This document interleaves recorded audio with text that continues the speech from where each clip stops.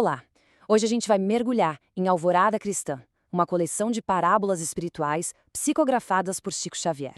Mas olha, esquece aquela ideia de teologia super complexa. É mais como se fosse um guia, sabe? Um manual poético para o coração, para ajudar a gente a viver uma vida com mais sentido, com mais propósito. E para começar, essa frase do Emmanuel, que assina o prefácio, já vai direto ao ponto. A ideia aqui faz a gente parar para pensar. Será que só ter conhecimento na cabeça, só ser inteligente, adianta? O livro vai argumentar que o verdadeiro avanço, a sabedoria de verdade, está em outro lugar, está no aperfeiçoamento do coração, das nossas emoções. Então, vamos fundo nisso. O que o livro quer dizer com essa ideia de que o coração é tão crucial? Por que esse foco todo nele? Bom, de forma bem simples, Alvorada Cristã é isso, uma coletânea de 50 fábulas. Cada uma delas é uma historinha pequena, mas com uma lição enorme. A orientação vem através dessas narrativas que são simples e tocam a gente, em vez de vir de um monte de regras ou dogmas complicados. E olha só que ideia forte que o livro traz. Pensa nos perigos de uma inteligência que não tem sabedoria emocional. O livro mostra isso com exemplos da história que são impressionantes. Nero, por exemplo, o tirano, foi aluno de Sêneca, um baita filósofo. Marat, um dos líderes mais sanguinários da Revolução Francesa, era um jornalista super respeitado. A questão é essa: ter um diploma, ser culto, não é garantia nenhuma de ser uma pessoa boa.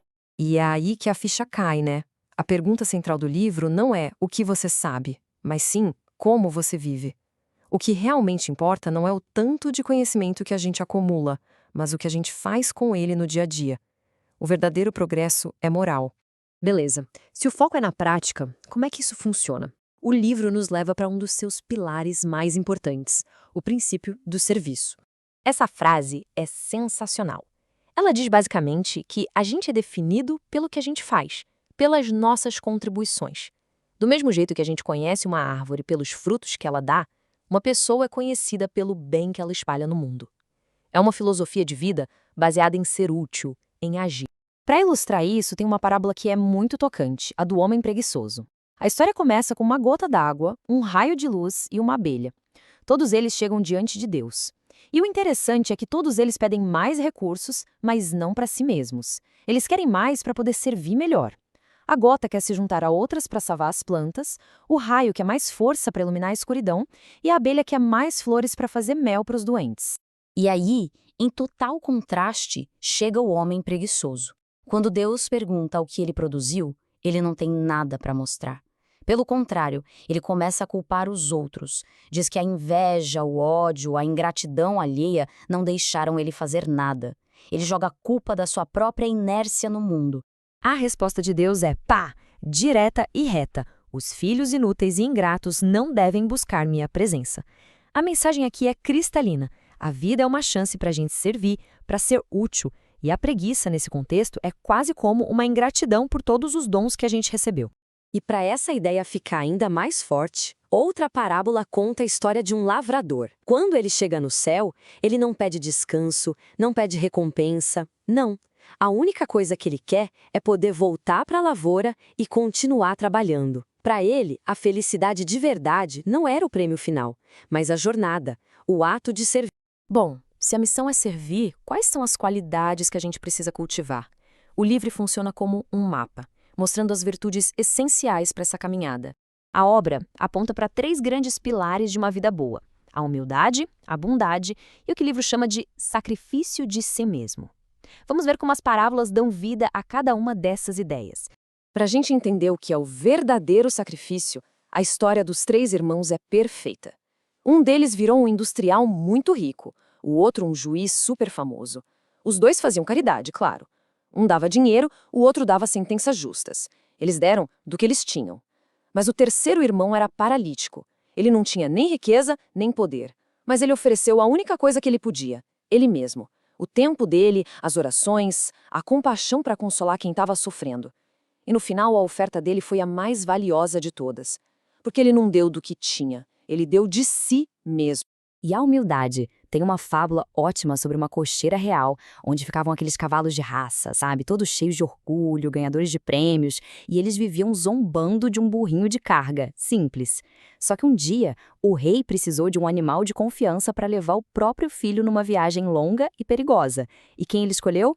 Não foi o cavalo mais rápido ou mais bonito, foi o burro, o humilde e confiável burro. A lição é clara: ser útil e constante muitas vezes vale muito mais do que o orgulho e a aparência. Ok, a gente já viu o caminho do bem. Mas claro, o livro também é um guia de alerta. Ele mostra quais são os obstáculos, as armadilhas da alma que podem desviar a gente desse caminho. As parábolas nos alertam principalmente sobre 4 grandes obstáculos: a preguiça, que a gente já viu, mas também o orgulho, a cólera e o materialismo. A parábola O Grito de Cólera é uma demonstração fantástica do efeito dominó da raiva. Pensa só.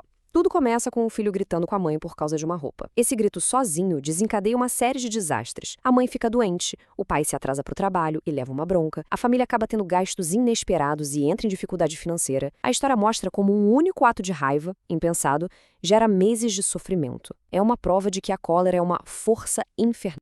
E o materialismo, a história do ricaço distraído, é um alerta que vale para qualquer época.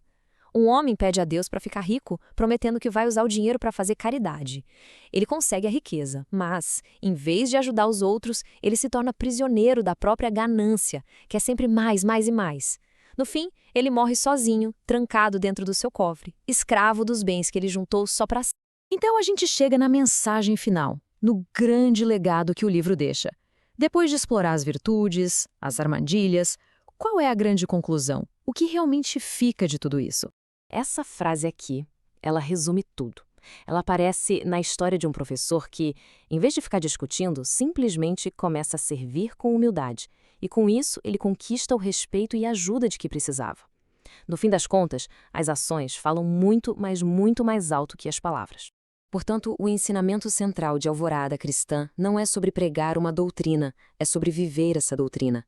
A forma como a gente demonstra humildade, serviço e caráter no nosso dia a dia, esse é o sermão mais poderoso que a gente pode oferecer para o mundo. Isso nos deixa com uma reflexão final super importante para os dias de hoje. A gente é bombardeado por informação, por tutoriais, por discursos o tempo todo. Mas no meio desse barulho todo, qual é o verdadeiro valor de um ensinamento que não é só falado, mas que é vivido? Afinal, qual é o poder de um exemplo?